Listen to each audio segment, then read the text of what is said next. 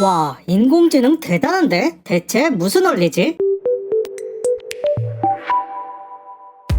컴퓨터 상식을 쉽게 설명드리는 테크노트 디모입니다. 컴퓨터가 바둑에서 인간을 이기고 우한 바이러스도 인공지능이 먼저 예측하는 시대, 머신러닝과 인공지능이 어떤 원리인지를 쉽게 알려드리겠습니다. 먼저 컴퓨터가 잘하는 것은 무엇일까요? 바로 입력된 데이터를 프로그래머가 짠 코드에 맞춰 조건에 맞춰 분류하고 연산하고 반복적으로 처리하는 것입니다. 하지만 인공지능의 목적은 사람이 모든 코드를 짜는 대신 컴퓨터에게 데이터가 주어지면 스스로 처리를 하도록 하는 것이죠. 이러한 인공지능을 바라보는 시점은 크게 두 가지입니다. 바로 사람의 판단과 감정이 뇌의 물리적 구조로만 동작하기 때문에 이를 완벽하게 컴퓨터로 옮겨 인간을 대체할 수 있다는 강한 인공지능과 사람을 도울 수 있는 특정 분야를 데이터 축적이나 알고리즘을 통해 도구로서 구현하는 약한 인공지능이 있습니다.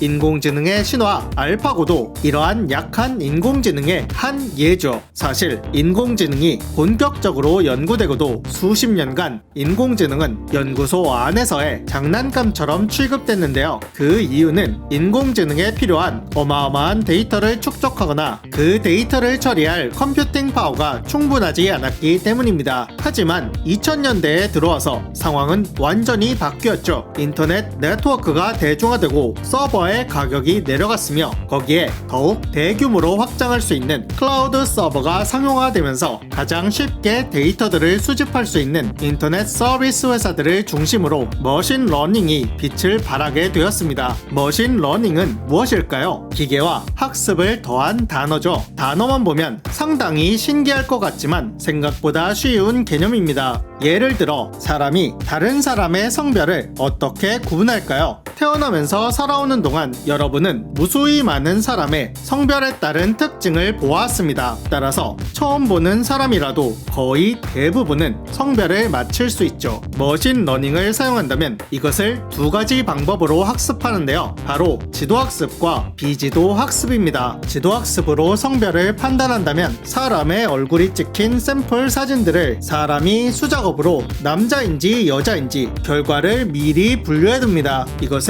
학습 데이터셋이라고 하는데요. 이 데이터셋을 인공지능에 입력하여 학습시키면 새로운 데이터가 들어왔을 때 기존에 학습된 데이터를 바탕으로 여자인지 남자인지를 예측하는 것입니다. 비지도학습은 조금 다른데요. 샘플 데이터를 수작업으로 분류하지 않고 입력된 데이터들의 특성을 알고리즘에 따라 파악하여 알아서 분류시켜주는 방식입니다. 비지도학습 방식이라면 이 데이터를 직접 이용할 수도 있고 앞서 말한 지도학습의 데이터셋으로 가공하여 재사용할 수도 있을 것입니다. 살펴보신 대로 머신러닝이라고 하여 사람의 개입이 차단된 것이 아니라 오히려 데이터셋을 만들거나 알고리즘을 제작하는 등 처음 만들 때 사람의 판단도 중요한 역할을 하는데요. 이쯤에서 이런 의문이 드실 겁니다. 그럼 머신러닝에 의한 인공지능은 사람처럼 잘못된 판단을 할 수도 있나? 네, 맞습니다. 다만 어마어마하게 많은 데이터를 통해 점차 맞힐 확률을 높이는 것이죠. 또한 머신러닝에 기반한 AI 회사에서는 분석할 데이터와 관련된 분야의 전문가들을 채용하여 결과의 정확도를 높이기 위해 노력하고 있습니다. 얼마 전 제가 영상에서 소개했던 우한 코로나를 예측했던 블루닷 역시 컴퓨터 엔지니어가 아닌 전염병 전문가가 설립했다는 것을 봐도 이 사실을 알 수 있죠. 음성인식, 문자인식, 금융 분야 등 많은 AI 회사가 전문가의 도움을 받고 있습니다. 어렵게만 생각했던 머신러닝과 인공지능, 이제 좀 감이 잡히시나요? 인공지능이 대중화되는 시대에 막연한 불신이나 두려움보다는 정확한 이해가 중요한 시점입니다. 결국 인공지능도 사람이 만드는 것이니까요. 디모였습니다.